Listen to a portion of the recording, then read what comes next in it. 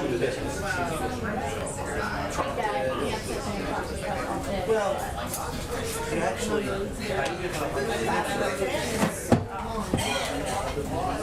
every 6 months or so, just pop your ass down. There's all the questions that are asked until they run out of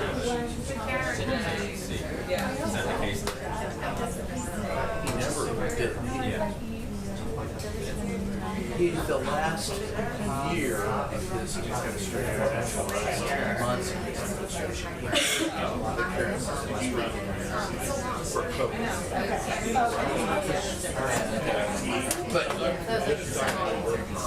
But as far as that goes, he usually treated and that's or out on the Coast Guard. His favorite place to take questions, and he would take plenty of them, but he was in control. He could say, no, I can't hear you, or no, I don't want to answer that. It was chopper. That was his favorite way.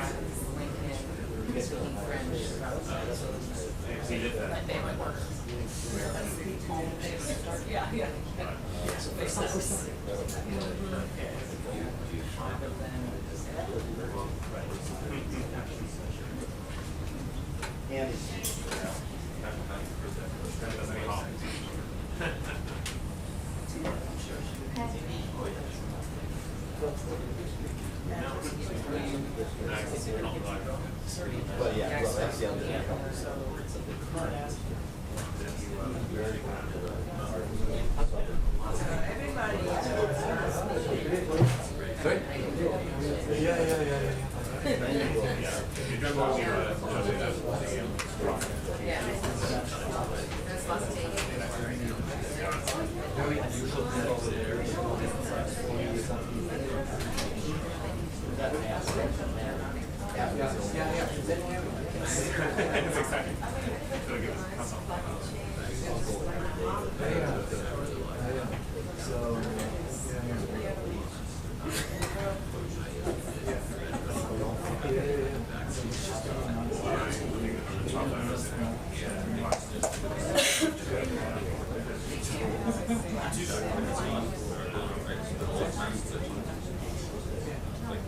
I would say. Did I participate?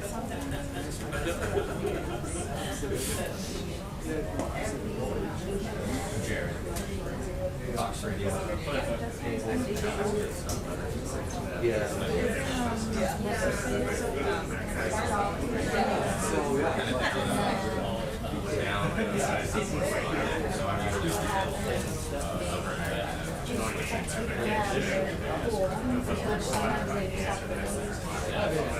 I was supposed to go.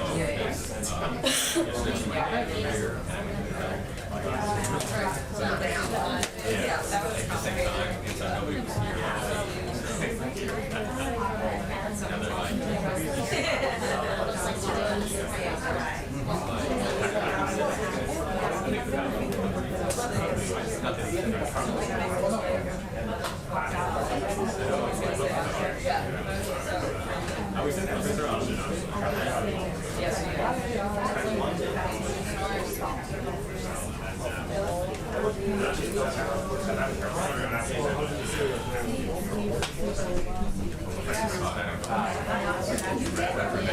I hate to disappoint.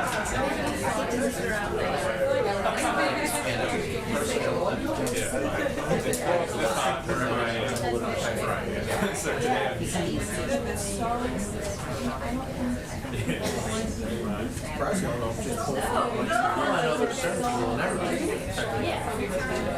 Hey, good to see you.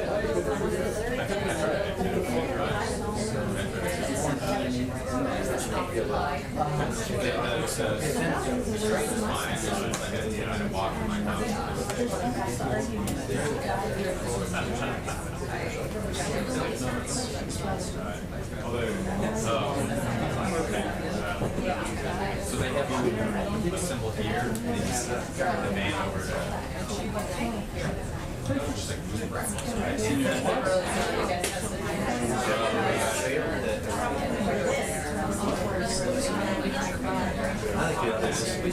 to offer.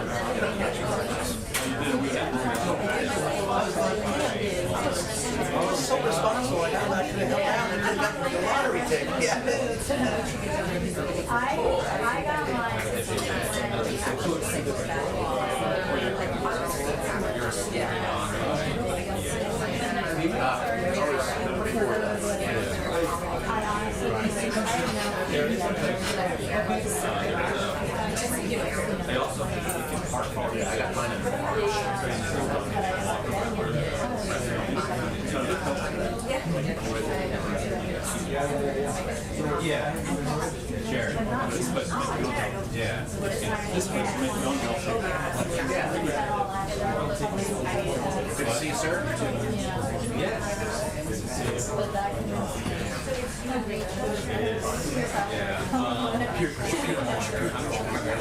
I never had a drink until When I was growing up, the peer pressure was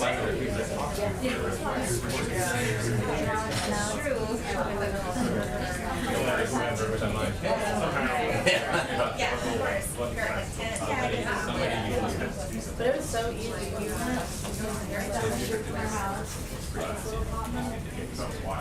Oh, I went to SeaWorld or whatever, World of Fun.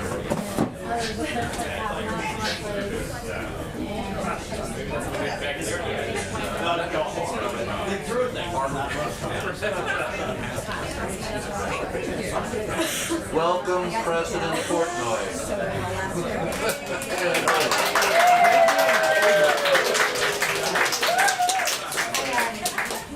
Will you be taking questions, sir?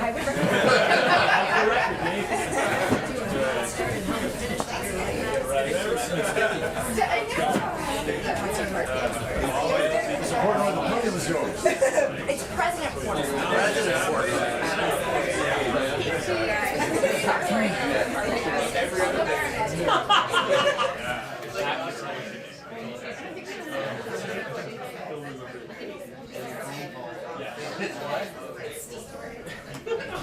Oh, President Steve.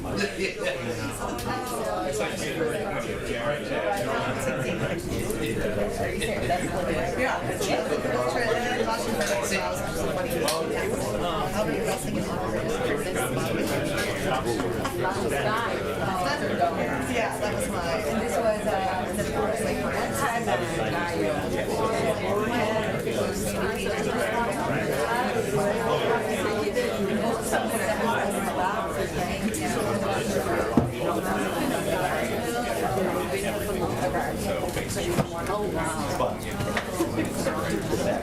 What they want to do.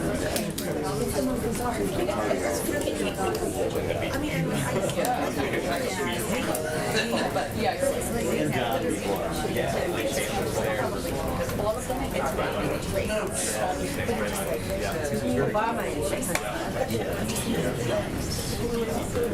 Not yet.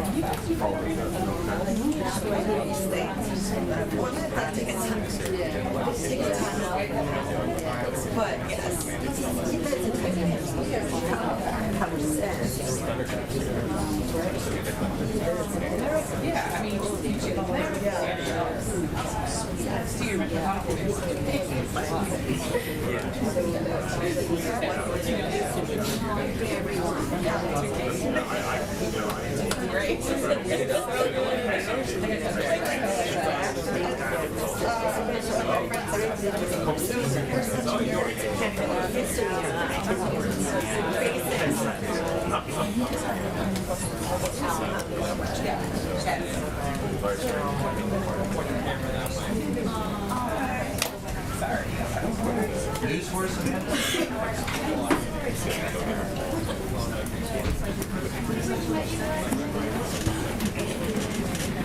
Make 2-minute warning on the briefing. 2-minute warning on the briefing. Thank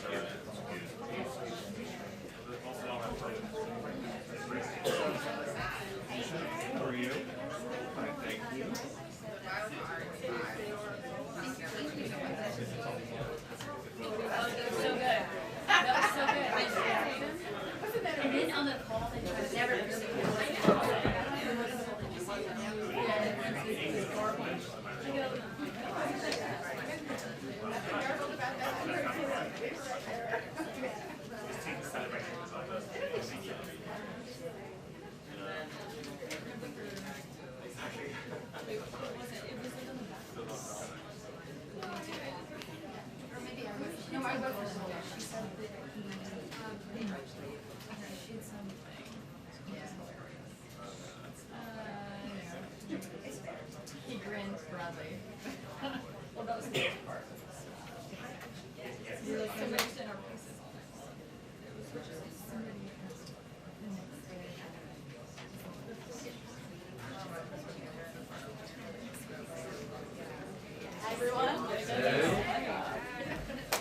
night. We have another special guest today. Doesn't sing as well as our guest from yesterday, but very knowledgeable.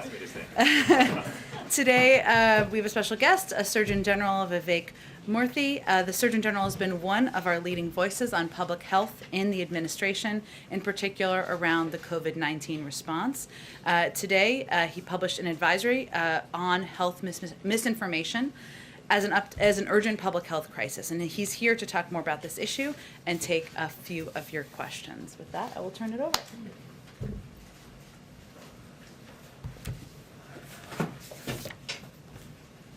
Hello, everyone. How are you? It's nice to see you all today, and thank you, Jen, for that very kind introduction. As all of you know, we've come a long way in our fight against COVID-19, and we've come a long way thanks to the efforts of many, many people across communities in the United States. Right now, we are seeing COVID deaths markedly down from their peak in January. We have 160 million people who have been fully vaccinated, and hundreds of thousands of people each day are choosing to get vaccinated. That is all good news. But we are not out of the woods yet. Millions of Americans are still not protected against COVID-19, and we are seeing more infections among those who are unvaccinated. And that's why I want to talk to you today about one of the biggest obstacles that's preventing us from ending this pandemic. Today, I issued a Surgeon General's advisory on the dangers of health misinformation. Surgeon General advisories are reserved for urgent public health threats. And while those threats have often been related to what we eat, drink, and smoke, today we live in a world where misinformation poses an imminent and insidious threat to our nation's health. Health misinformation is false, inaccurate, or misleading information about health, according to the best evidence at the time. And while it often appears innocuous on social media apps, on retail sites, or search engines, the truth is that misinformation takes away our freedom to make informed decisions about our health and the health of our loved ones. During the COVID-19 pandemic, health misinformation has led people to resist wearing masks in high-risk settings. It's led them to turn down proven treatments and to choose not to get vaccinated. This has led to avoidable illnesses and death. Simply put, health information has cost us lives. Now, health misinformation didn't start with COVID-19. What's different now, though, is the speed and scale at which health misinformation is spreading. Modern technology companies have enabled misinformation to poison our information environment with little accountability to their users. They've allowed people who intentionally spread misinformation, what we call disinformation, to have extraordinary reach. They've designed product features, such as like buttons, that reward us for sharing emotionally charged content, not accurate content. And their algorithms tend to give us more of what we click on, pulling us deeper and deeper into a well of misinformation.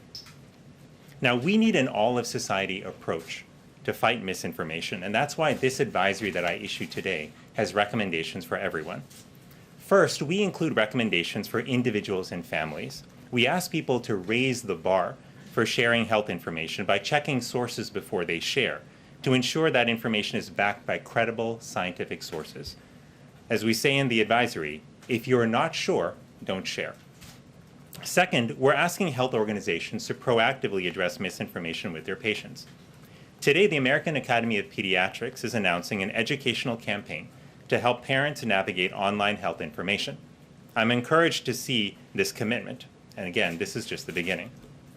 Third, we're asking educational institutions to help improve health information literacy. We're asking researchers and foundations as well to help us learn more about how health information spreads and how to stop it. Today, the Rockefeller Foundation is announcing a $13.5 million commitment to counter health misinformation. The Digital Public Library of America is announcing that they will convene a set of librarians, scholars, journalists, and civic leaders to confront health misinformation together. Fourth, we are saying we expect more from our technology companies. We're asking them to operate with greater transparency and accountability. We're asking them to monitor misinformation more closely. We're asking them to consistently take action against misinformation superspreaders on their platforms.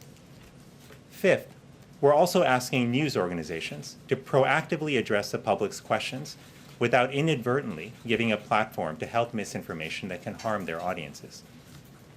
And sixth, we know that government can play an important role too, by investing in research, by bringing individuals and organizations together to address misinformation, and by supporting groups that are working on this issue. On a personal note, it's painful for me to know that nearly every death we are seeing now from COVID-19 could have been prevented. I say that as someone who has lost 10 family members to COVID-19 and who wishes each and every day that they had had the opportunity to get vaccinated. I say that also as a concerned father of 2 young children who aren't yet eligible for the vaccine. But I know that our kids are depending on all of us to get vaccinated to shield them from this virus. Every week, I talk to doctors and nurses across our country who are burning out as they care for more and more patients with COVID-19 who never got vaccinated, all too often because they were misled by misinformation. We must confront misinformation as a nation. Every one of us has the power and the responsibility to make a difference in this fight. Lives are depending on it. You can read the full advisory at surgeongeneral.gov/health misinformation. And I hope that you will see it as I do, as a starting point from which we can build a healthier information environment, safeguard our nation against future threats, and ultimately empower people to lead healthier lives. Thanks so much for your time, and I'll turn it to Jen. I wanted to ask you whether you see any evidence at all that the misinformation and disinformation that you're seeing comes from any nefarious sources. Are you seeing sort of structures behind the scenes that point to who or what might be behind that? We've seen Russian disinformation in the past. We've seen kind of that hybrid warfare. Are you seeing any indication that there could be nation states behind this disinformation? Well, Andrea, thank you for the question. The misinformation that we're seeing comes from multiple sources. Yes, there is disinformation that is coming from bad actors. But what is also important to point out is that much of the misinformation that is circulating online is often coming from individuals who don't have bad intentions, but who are unintentionally sharing information that they think might be helpful. And that's why in this advisory, we make it very clear that among the things we're asking individuals to do is to pause before they share, to check sources, and if they're not sure if a source is credible, to not share. One of the things we have said, again, is that when it comes to misinformation, not sharing is caring, unlike what many of our moms taught us earlier in life. Thank you very much. Surgeon General, is misinformation the #1 reason why people are not getting vaccinated?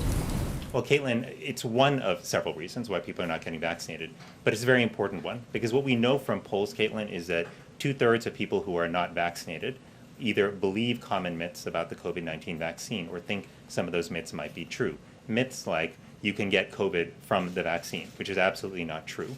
So we know that it's not the only driver that's leading people not to be vaccinated, but it is a very important one. And do you personally believe that public figures and public companies that are helping spread misinformation about the vaccine should be held accountable?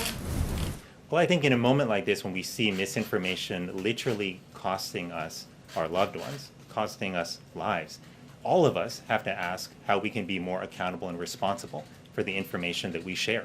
And those of us who may have larger platforms, I think, bear a greater responsibility to think about that. But the bottom line is all of us have an important role here to play. And technology companies have a particularly important role. We know that the dramatic increase in the speed and scale of spread of misinformation has in part been enabled by these platforms. So that's why in this advisory today, we are asking them to step up. We know they have taken some steps to address misinformation, but much, much more has to be done. And we can't wait longer for them to take aggressive action because it's costing people their lives. Go in the middle, and then Rachel, and then unfortunately has to go. Go ahead. So the reality is a lot of the health misinformation you were citing came from this lectern last year. I mean, what do you think the best approach is to counter or deal with misinformation that comes from public officials, people in a position of authority?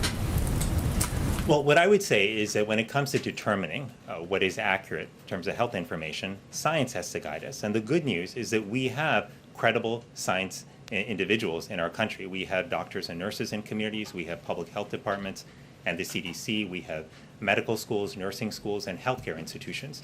These should be our sources of credibility when it comes to evaluating whether information is true or not. I think one of the greatest roles that public leaders can play is to point to scientists and to credible sources and have them speak directly to the public. I'll note for you that that's one thing that this administration has done, is work hard to put scientists and healthcare professionals in front of cameras to have them speak directly to the public. That's what we have to do more of. The problem right now is that the voices of these credible health professionals are getting drowned out. And that's one of the reasons we are asking technology companies to help lift up the voices of credible health authorities. It's also why they have to do more to reduce the misinformation that's out there so that the true voices of experts can shine through. Thank you so much for taking my question. So are there specific elected leaders that you believe are part of the problem with pushing this misinformation? And we had an ABC News Washington Post poll that showed that 93% of Democrats say they're vaccinated or will be vaccinated, but only 49% of Republicans say the same. So how do you break through to the people who may be trusting some of these elected leaders that are pushing maybe some of this misinformation more than they actually trust members of your own administration? Well, thanks, Rachel. You know, I think about this as I think about doctoring and as I think about my approach to patients, which is I recognize that each patient that I was blessed to care for is an individual, you know, regardless of what their political affiliation or their past may be. They're an individual, and my goal was to understand what their needs and desires were, what their values were, and then to help them improve their health. We have to take a similar approach here when it comes to reaching people with information about COVID-19 and the vaccine. We've got to recognize that sometimes the most trusted voices are not the ones that have the most followers on social media or the ones that have the most name recognition. Sometimes the most trusted sources are a mother or a father or a faith leader or a local doctor or a nurse. And that's why to reach people with accurate information, what we have to do is partner with those local trusted voices. That's why in this advisory, one of the things that we point out, an important role for government, is to support local organizations, including healthcare professionals, so that they can get out there and speak directly to people and share that information. These public health efforts move at the speed of trust. And we have to recognize where trust is, where those relationships are, invest in them, support them, so that people can ultimately get the information they need to improve their health. Thank you so much for joining us. Thank you, Surgeon General. I think he has to go, unfortunately. Thank you so much. Thanks so much, Jen. Thanks, everyone. Okay, I think we're getting ready to start the briefing. I think everybody has a lot of questions, so why don't you? We're going to proceed with the briefing, and then we're happy to take lots of questions in the room. Okay, so Unemployment claims, which you all saw the data come out this morning. Today's data on new unemployment claims is further proof that the president's economic plan is working. Today marked yet another new pandemic low in initial unemployment claims, the lowest level since March of 2020. And the 4-week average of new claims continued to decline, dropping to its lowest level in 16 months, down 55% since when President Biden took office. This is evidence of the strengthening labor market we're seeing across the economy. Unemployment is down, wages are up, and 3 million new jobs have been created in 5 months, the fastest rate in U.S. history. We just gave you a few headlines over here, just in case you haven't read all of your own coverage. And because of the president's rescue plan and his work curbing the pandemic, the United States is expected to return to full employment by next year instead of 2024, which was the projection when the president first took office. Another piece of news today, we heard the president, of course, announce today that $15 billion in child tax credit payments were distributed to tens of millions of families, covering 60 million children. Working families will receive these payments on the 15th of every single month for the next year, thanks to the American Rescue Plan. 86% of American families will receive their payment by direct deposit. It will show up in their bank accounts as Child CTC. Others will receive their check in the mail today or in the next few days. And just as a reminder, the American Rescue Plan is providing the largest ever child tax credit, and this is a historic increase that will provide middle-class families with critical tax relief, and many project it will help cut the child poverty rate in half. I have a little update for all of you on ransomware as well as vaccines, and then we'll get to your questions. In April, the president directed agencies to take aggressive action to counter the ransomware threat at home and abroad. We have coordinated these efforts, regularly convening an interagency task force that drives coordinated whole-of-government action to counter ransomware. Participation spans the whole government, including law enforcement, the intelligence community, center risk management agencies, regulators, and other national security agencies. Today, as a part of our ongoing ransomware efforts, the Department of Homeland Security, Department of Justice, Treasury, and State announced new resources and initiatives to protect American businesses and communities from ransomware attacks. Those include the Department of Homeland Security and the Department of Justice launched StopRansomware.gov, a coordinated federal government one-stop resource for public and private sector organizations to reduce their risk of ransomware attacks. The Department of Treasury announced a FinCEN exchange on ransomware to discuss efforts by the public and private sectors to increase targeted information sharing and analysis and pursue criminal actors and networks that engage in such attacks. And the Department of State announced it will offer up to $10 million in rewards for information leading to the identification or location of any person engaged in state-sponsored malicious cyber activities. This is a part of our ongoing efforts and our ongoing work of our interagency process that is a newer initiative in this administration.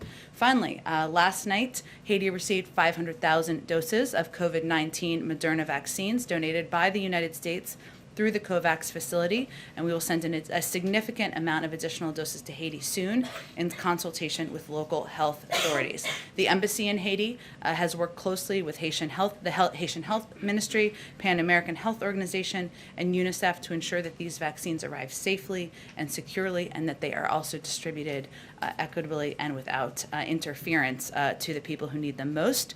We remain, of course, a partner of the Haitian people in building a more stable and secure Haiti, including in its fight against COVID-19. Go ahead, Alex. Thanks, Jen. Can you talk a little bit more about this request for tech companies to be more aggressive in policing misinformation? Has the administration been in touch with any of these companies, and are there any actions that the federal government can take to ensure their cooperation? Because we've seen from the start there's not a lot of action on some of these platforms. Sure. Well, first, we are in regular touch with these social media platforms, and those engagements typically happen through members of our senior staff, but also members of our COVID-19 team.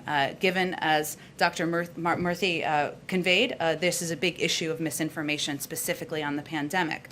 In terms of actions, Alex, that we have taken, or we're working to take, I should say, from the federal government, we've increased disinformation research and tracking within the Surgeon General's office. We're flagging problematic posts for Facebook that spread disinformation. We're working with doctors and medical professionals to connect to connected medical experts who are popular with their audiences with with accurate information and boost trusted content. So we're helping get trusted content out there. We also created the COVID Community Corps to get factual information into the hands of local messengers. And we're also investing, as you all have seen, in the president's, the vice president's, and Dr. Fauci's time in meeting with influencers who also have large reaches to a lot of these target audiences who can spread and share accurate information. You saw an example of that yesterday. I believe that video will be out tomorrow. I think that was your question, Steve, yesterday. I did a full follow-up there.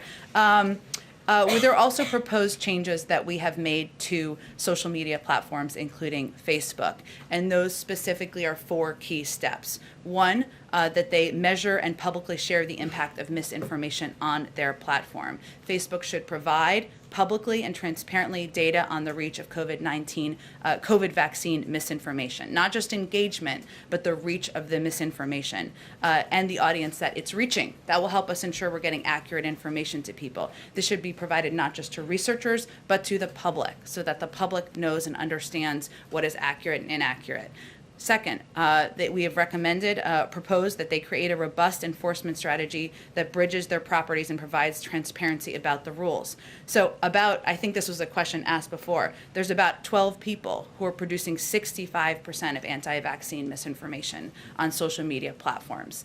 All of them remain active on Facebook, despite some even being banned on other platforms, including Facebook, ones that Facebook owns.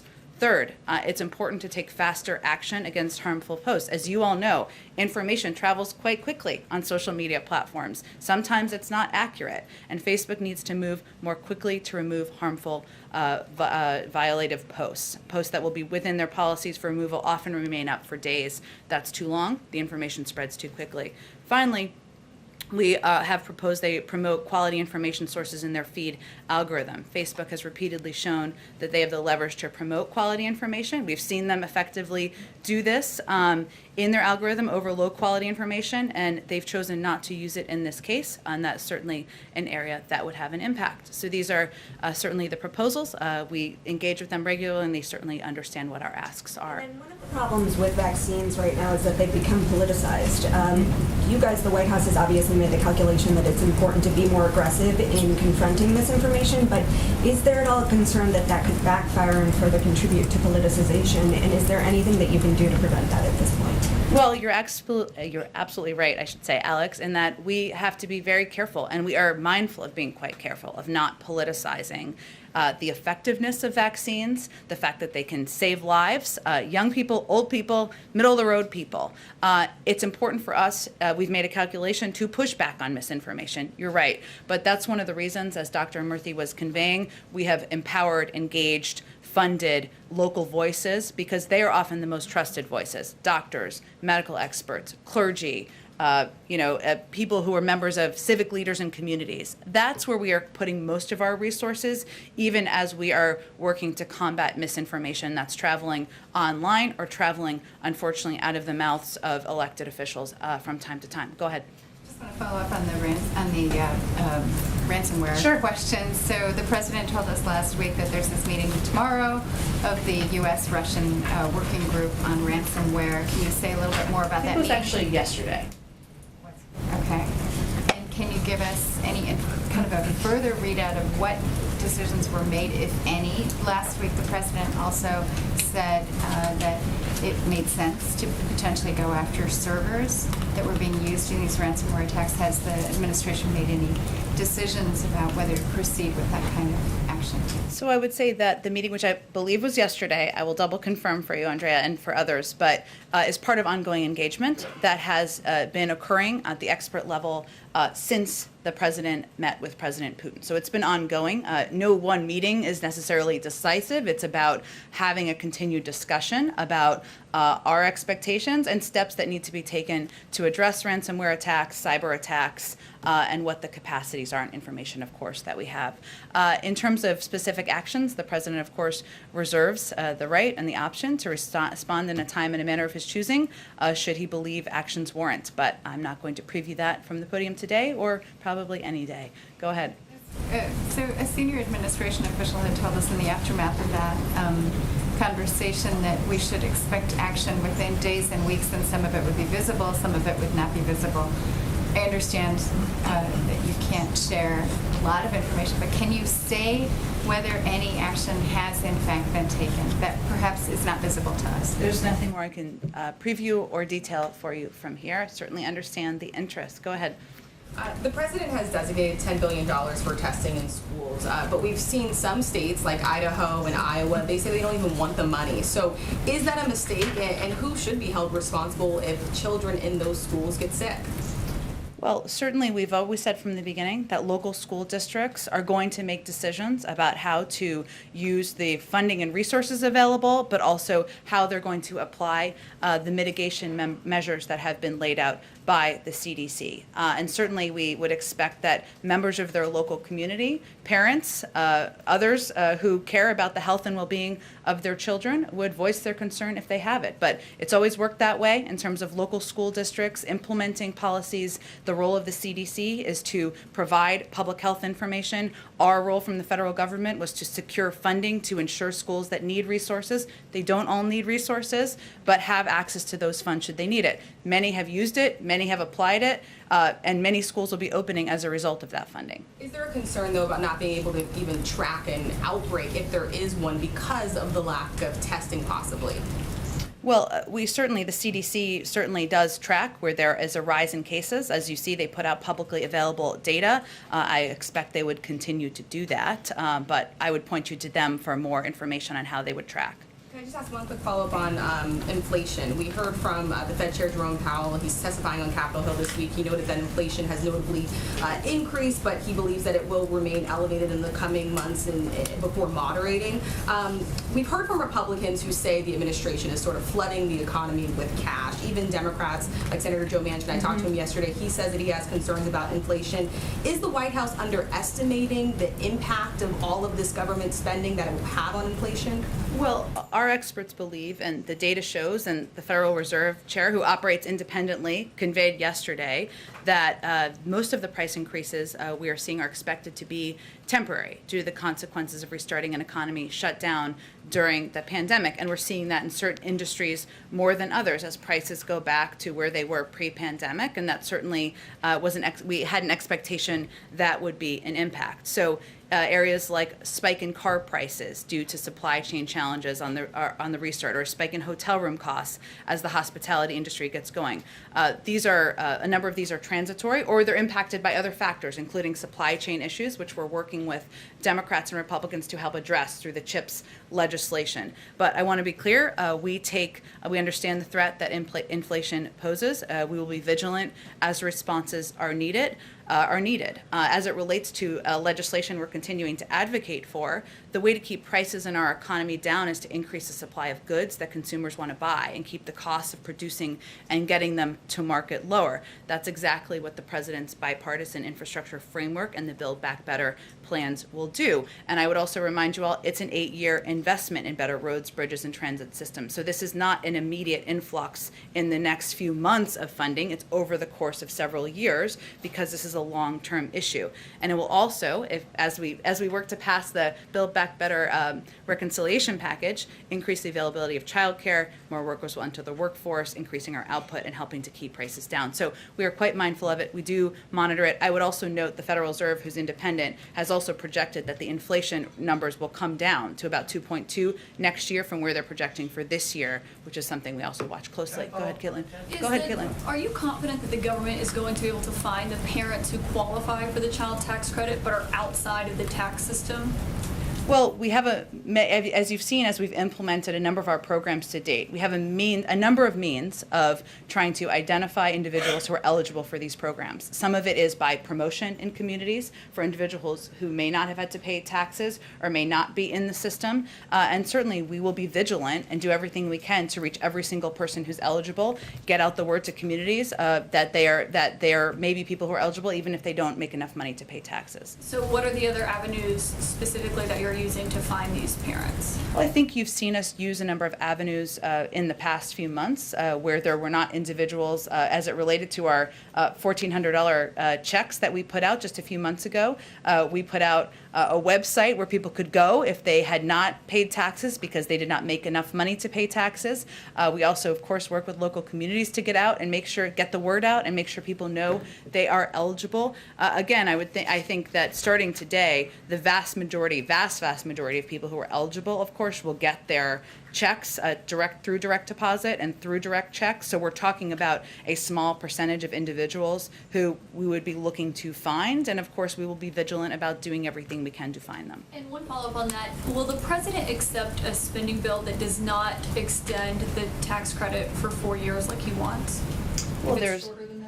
There are a range of details I know you are all eager to see and to have, and there's been reporting about it. We will certainly leave it to Leader Schumer and Democrats on the Hill to put out all of the specific details. But the president certainly understands that there could be changes even to his original proposal and even from here as the final negotiations continue.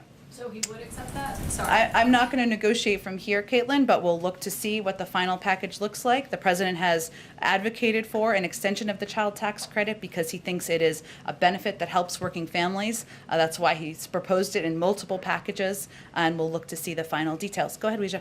Jen, I know you said this is moving, but some Democrats have expressed they believe the child tax credit should be permanent. Does President Biden agree with that, or does he think the 4-year extension is adequate? Well, as you know, Weijia, he put in his proposal a 5-year extension. He certainly understands that there was going to be and there was a range of views. Some wanted it shorter, some wanted it longer, some didn't want it at all. That's part of the negotiations and the discussion. I think one of the calculations here that senators and Congress have to work through is what components can be worked through that you can pay for in the package. That's a factor as it relates to certainly to the child tax credit, which, as I understand, costs about $1 billion a year. So we'll let them work out the length of it, and we look forward to seeing the final details made public in the coming days.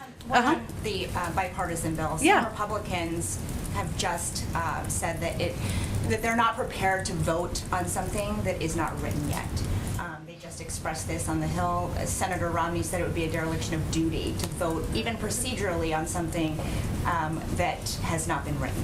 Does the president agree with Senator Schumer's timeline to hold a vote before all the language is finalized? Well, first, I think it's important to remember that there was an agreement that many senators were a part of, Democrat and Republican, on the framework. That is the basis of this piece of legislation, right? That they agreed to. The president certainly expects that everyone will stay true to their commitment, as he will.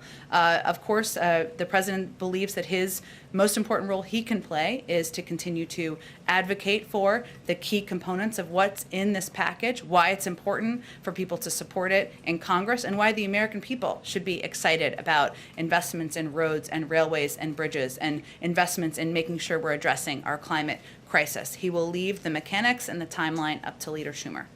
Go ahead. Thank you, Jen. Now that you've had a few days to think about it, does this White House still think the protests in Cuba are happening because people are upset about a rise in COVID cases there, or is there some thought maybe given to the possibility that they are protesting because they are sick of communism? Well, Peter, first I would say communism is a failed ideology, and we certainly believe that. It has failed the people of Cuba.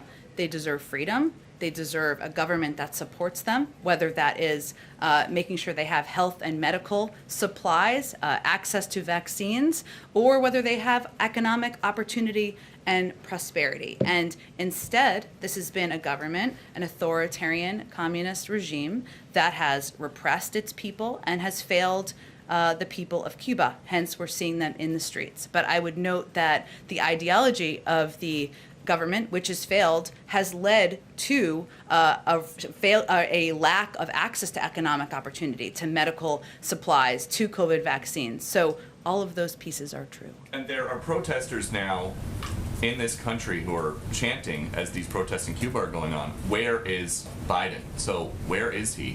What is he doing to protect these people who are rising up against the leaders of this failed experiment? Well, first, he is certainly advocating for and speaking out, as we've put out a statement, multiple statements. Maybe one of you will ask him a question about Cuba today. I will leave it to all of you to determine that. But one, he has made clear that he stands with the Cuban people and their call for freedom from both the pandemic and from decades of repression and economic suffering to which they've been subjected by Cuba's authoritarian regime. There's an ongoing review of our own policies. And as we look at those policies, one of the big factors is ensuring we are not doing anything to pad the pockets of a corrupt authoritarian regime. And that is certainly a factor as he's considering. But we're looking closely at how we can help in a humanitarian way, how we can help support the voices of the Cuban people. And there's an ongoing policy review in that regard. And we'd be happy to ask him about it later if he calls on us. But one more. Anyone can ask anything they want, one but more go for ahead. you. Why is the Secretary of State Blinken trying to address human rights in the U.S. by inviting experts, UN experts from Cuba and China here?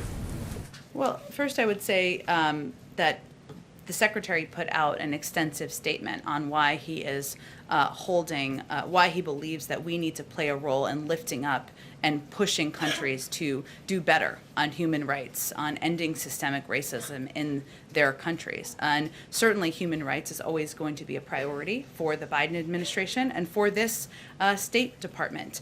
As the Secretary said in his statement, he believes responsible nations must not shrink from scrutiny of their human rights record. Rather, they should acknowledge it with the intent to improve it, and also push and lift up and shine a light on other countries that need to do better. And that is the role we're playing here from the United States. So you just rattled off all these problems with Cuba. They've got dissenters disappearing down there. In China, they've got 1 million religious minorities in internment camps. Why are they going to come here and tell us how to improve our country? I certainly don't think that's the format of the event, but lifting up and elevating human rights, systemic racism, the steps that have been taken, the poor treatment of Uyghurs, as I think you're referencing here in China, and pushing other countries with a spotlight on them to do better is certainly a role we can play from the United States. Go ahead. Can I ask you about South Africa very quickly? There Sure. have been days of looting and unrest there in South Africa. They've now destroyed hundreds of businesses. At least 117 people there have been killed. Does the White House have any reaction to what's taking place there? And what, if any, role does the U.S. government have here to help try to quell the situation? We certainly track and watch closely and certainly have concerns about unrest that we see in the streets in South Africa. In terms of the specific actions, I think the State Department is probably best equipped, but I'm happy to talk to our national security team if there's anything specifically we can convey from here. Let me follow up. Yesterday I asked you about Afghanistan. Is there anything more you can tell us about those special immigrant visas as they relate to the Afghan interpreters, translators, engineers, and others? Sure. Let me try to provide a little bit more detail on how the process works, which you have all understandably been asking about. So as I've noted in the past, our immediate focus is on interested and eligible Afghan nationals and their families who have supported the United States and our partners in Afghanistan and are in the application pipeline. So translators, interpreters, others, their family members who are in the process. There are approximately 20,000 Afghans who have applied. So those are the individual interpreters or translators. That does not include their family members. And about half that have completed the necessary paperwork to move forward in the process. I believe also the State Department is going to do a more thorough briefing, but I'll just go through as many details as I can from here. Once individuals, so that's how the process works. Once individuals are approved through the security vetting process, which their paperwork conclusion does not conclude it. There's another vetting process they would conclude.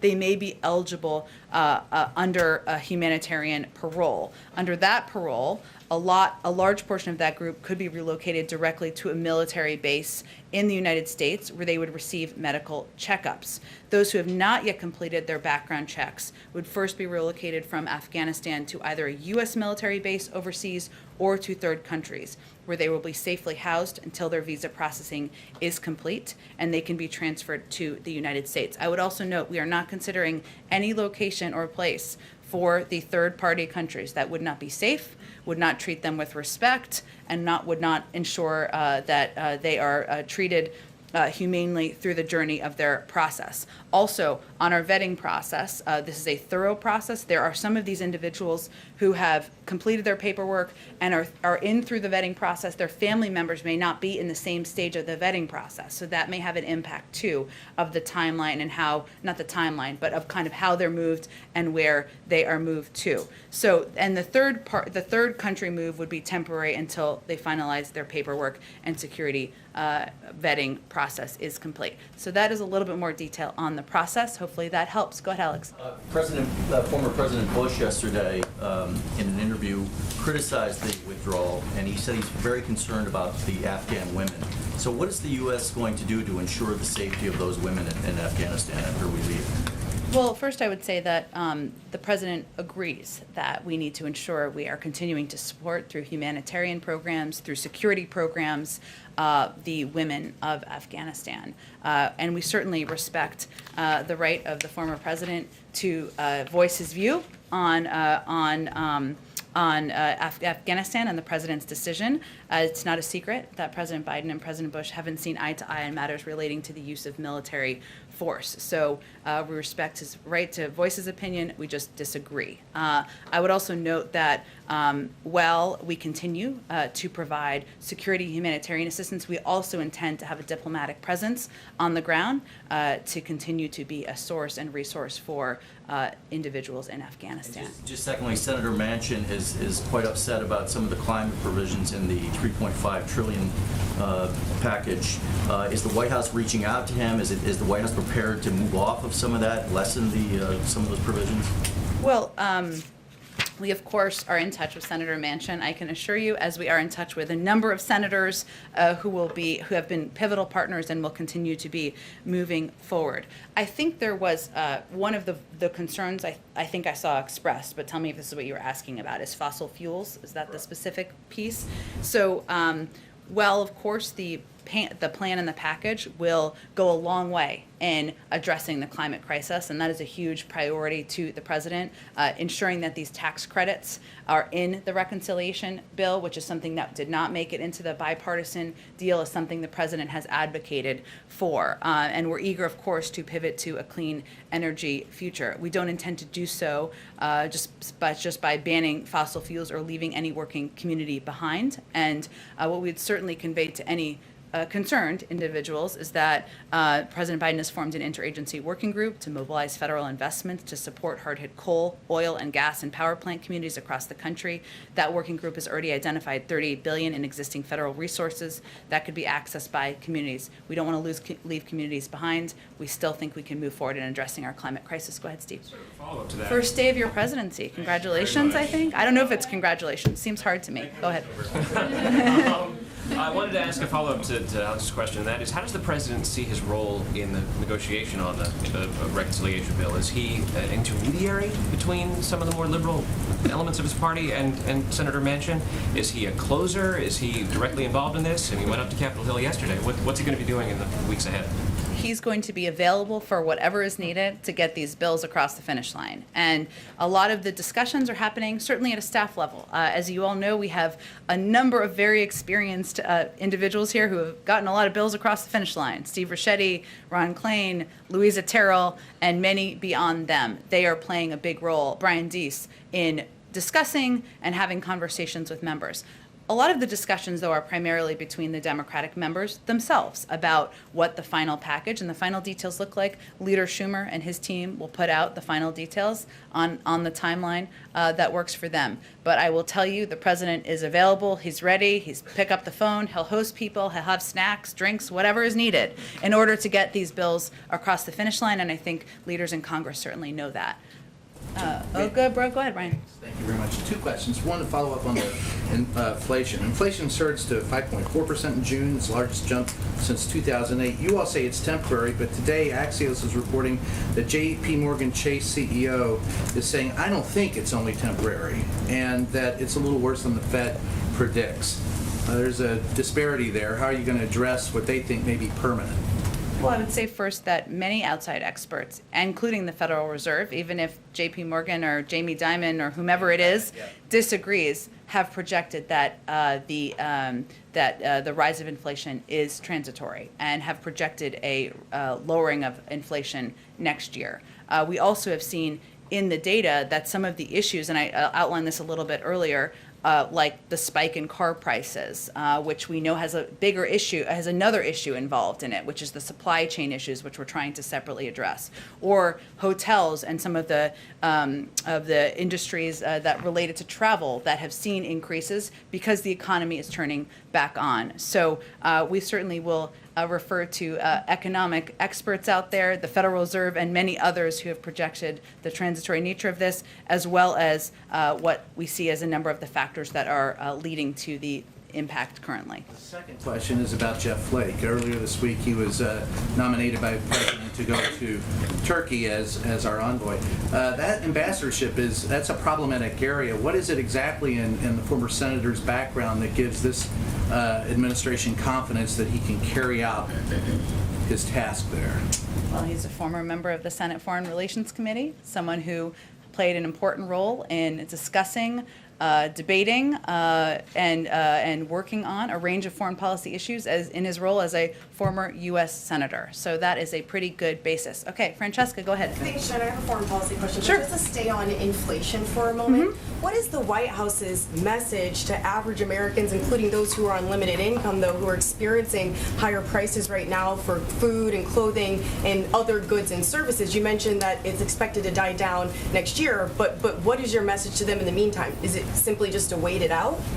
That's certainly not what I've ever said, but I will say our message is that we understand the threat that inflation poses. We will be vigilant about any responses needed. It's important for Americans to know and understand that these impacts are temporary, and some of these price increases are a result of the economy turning back on. And experts will tell you that, whether it's the hotel industry or the airline industry, going back to pre-pandemic prices. I'll also note that the president has taken a number of steps, including ensuring that the vast majority of the American people were getting $1,400 checks, getting the child tax credit out to people's bank accounts today, because he knows that Americans need a little extra help.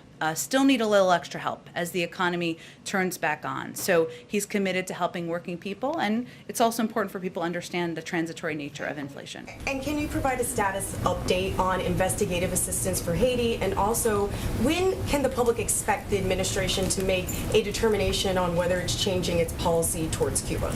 Sure. I don't have anything for you on the timeline on Cuba policy. I will note that we certainly look at the policy through the prism of how we can most help the Cuban people, the people who have been out in the streets looking to have their voices heard in these protests. And even as we look at individual components of policies that would be under consideration, including, say, remittances, there are a range of factors. There are a number, of course, of people who have called for a return for allowing remittances to go from family members to individuals in Cuba.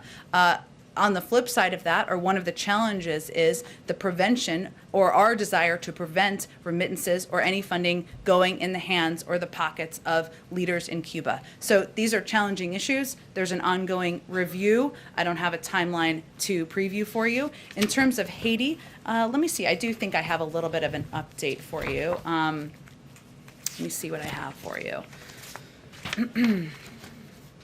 So we've provided a couple of updates of what we've provided. So just in case you don't have this, the FBI is providing investigative assistance to the Haitian authorities at the request of the government of Haiti.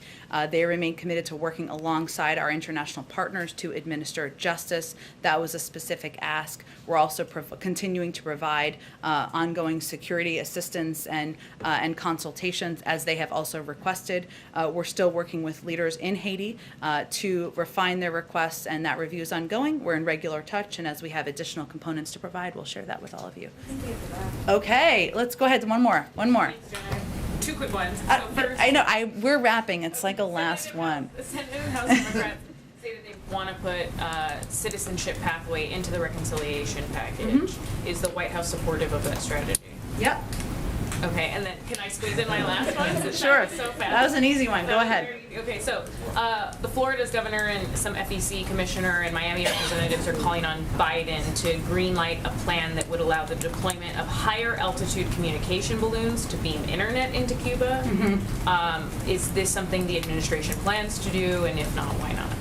Well, the lack of internet access, as you know, which is why you're asking, is a huge issue in Cuba, and one that is very challenging for the people of Cuba so they can gain access to accurate information, they can correspond with family members and others. We are certainly looking at that to see what can be done to address, but in terms of that specific proposal, I don't have an assessment of that. I can see if there's more specifics on it. Okay, thanks everyone. Thanks everyone. Mr. President, you have